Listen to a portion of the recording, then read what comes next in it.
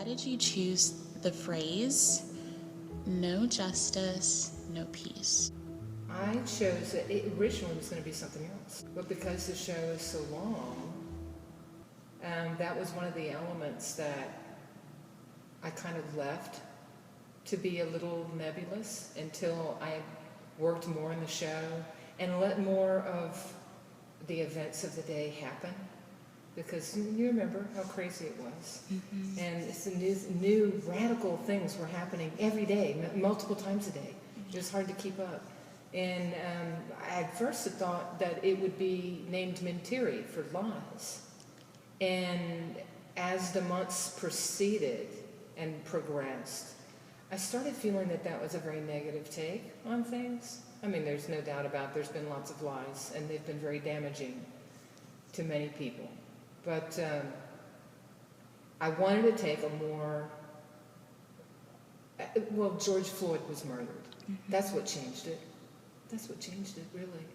Okay. And then there was all the protests that followed. And I was sitting at home just watching protest after protest, clips of people chanting, no justice, no peace. And I was so moved by the chanting. The sound quality of it, the rhythmic nature of it, the sort of unceasing, unending movement of people that were going to keep doing this, no matter what, that it was inside of them. And I felt that, well, that's exactly what needs to happen, because we've got this really long wall, and because it's such a running wall, it needed to move. And I love the idea of having it be something dignified, slow-moving, and structured. Because that's what the protests have felt like to me. They've been peaceful, they've been organized, methodical, they have a clear message, and it's easy to understand, you know? And so I wanted to celebrate that. And of course, the phrases from Martin Luther King. Mm-hmm. And before that, Frederick Douglass said some permutation of it as well. And also, incidentally, this is a kind of a strange thing that's happened here. If you stand from a certain angle and you look down the wall and out the window, the bottom part of the parking sign down there, you just see the word King, which is a really interesting view when you're standing looking at it, to see the very namesake of the person who said it right through the window. I love that. And when I was thinking about colors, it was hard to decide what the color of protest was. And I went through a lot of different choices. You know, there aren't very many choices in tape, so I have those limitations to work with. But purple ended up feeling intuitively like the right choice, because it had this sort of royal dignity to it. It kind of felt to me as if it was reclaiming a color that had been off limits, or only used for royalty or some dignified few that were granted this thing. But we're all able to live a dignified life. We're all able to. And also then, of course, I find out that that color, purple's been associated with women's suffrage and other sorts of peace movements and equality movements throughout history. So there's that, but I can't claim to have known that. A happy coincidence. A happy coincidence, yes. Reflecting back from June of last year to June of this year, mm-hmm. and even from the time you started creating this piece, from March of this year to June of this year, do you feel any differently, or do you think anything has changed? Like, what are your thoughts between then and now? That the piece, I think I knew what it was going to be last fall. I think I had finally said, oh, well, now we know what it's going to be, what it has to be. I didn't even feel like it was a choice to make. And I feel very grateful for listening to myself and not saying, one of the things about making a show, if I can back it up for a second, when you're offered such a big space, so to me this is a big space. It's 5,000 square feet of space that I have to inhabit. And, you know, during the pandemic, everybody's lives are more challenging. You know, I've got a kid at home.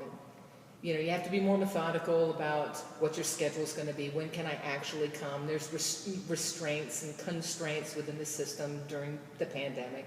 All of it is more difficult. You have to think and plan things in order to be able to achieve everything in the time that you're given.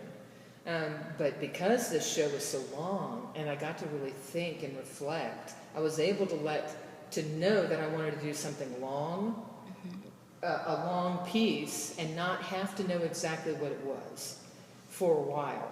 So I was really grateful to have the opportunity to start making work and not have to make all of it right up front. Because some things were easy no-brainers right off the bat.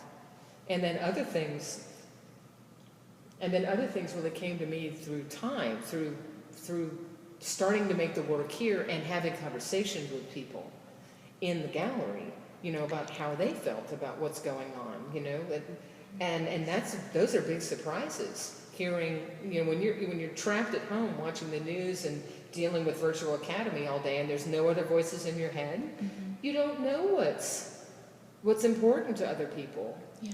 And if you're going to fill a big space, you want it to be, well, I do. I like my work to be relevant to other people so that when they've put forth the effort and investment of their time and energy to come down to a place to experience something, it's going to be valuable to them. So being able to do things, I think I had no idea that it was going to be that additive. Like in the past, the approach has been all the work's done, you deliver it in the truck, you install it, and you show up for the opening, you do the artist talk, and that's it. And then at the end, pack it up and go home. This has been more about the interactions between people while they're experiencing the work, which has affected me making the work. So it's not like I just had everything up, and I've been here asking people how they feel about it. I actually changed what I'm doing based on what they're saying. I mean, I've changed which paintings I made along the way. I changed which COVID drawings I actually made. I mean, I've got maybe another dozen of those scripted and notes all done and data collected, but decided that these were the ones that would be most impactful for this show now. As, you know, when it came down to, okay, we got to actually stick something on the wall. Okay, now we can make a choice. Which was really great. And of course we could all roll with that because, well, what else are we doing? You know? Yeah. So this time has been so challenging, but yet it's had its real treasures. You know, like getting to know my son so much more during the pandemic has really opened up my eyes to how much we don't listen to the wisdom of our children. He has been, because to him, he doesn't remember a time before the pandemic. I was just asking him about it. On the walk, on our walk we take. I'm like, do you remember, because you'll be going back to school in the fall, do you remember what it's like to be in a school with 700 kids? And he has no memory of it. Wow. So for him, this is normal. And because it's normal, which is scary enough, and I like to not think about this being a normal existence for him. I don't want that for him. But at the same time, there's a kind of resilience that's happened for him because he simply accepted it. This is the way we live now. And that's been really helpful for me to get out of my way when it comes down to making decisions about what's going to go on the wall here. And at first, like I wanted to do the thing about the lies and deception and misinformation, which, and there's lots of work in the show that talks about that. But his sort of positivity about things, or his lack of upset around things that seem unfair. The world's not fair. Okay, the world's not fair. For him, it's okay. To me, I'm still fighting it. My inner voice is like, but it shouldn't be that way. You know, well, it is that way. And the good news is that you can change things. Yeah. So he's got both pieces of it.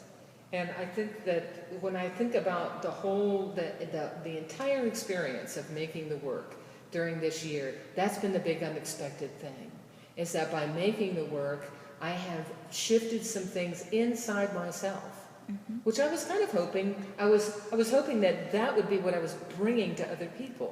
But of course, you know, you can't do a thing unless you can't give something to someone unless you really possess it yourself. Right.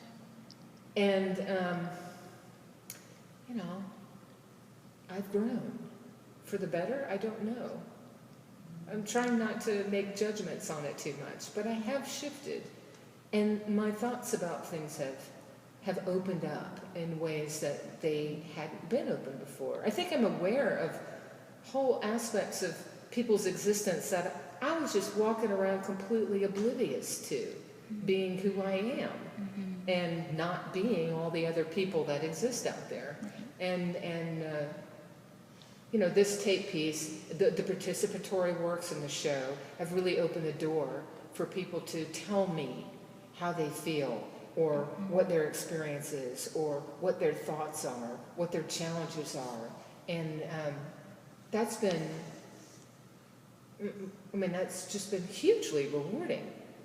And I can't imagine that I'll ever have this experience again, because I'm hoping that we won't ever have this pandemic again in our lifetimes. And so I can't imagine that we'll still have the same set of circumstances that have caused all these changes to happen. It's worth celebrating more than it is crying about. But I've also cried a lot too. And, you know, in this How Do You Feel project, many people are, when they come through the project, through the whole part of the show, then they get to this and they're already affected by the show and are answering how they feel after being a part of the show, and they feel happy a lot, which feels very rewarding to me. But I also get some answers here where people have just come directly in, not looked at everything else, and just wrote down how they feel. And they do feel sad. They feel disconnected. They feel depressed. They also feel hopeful.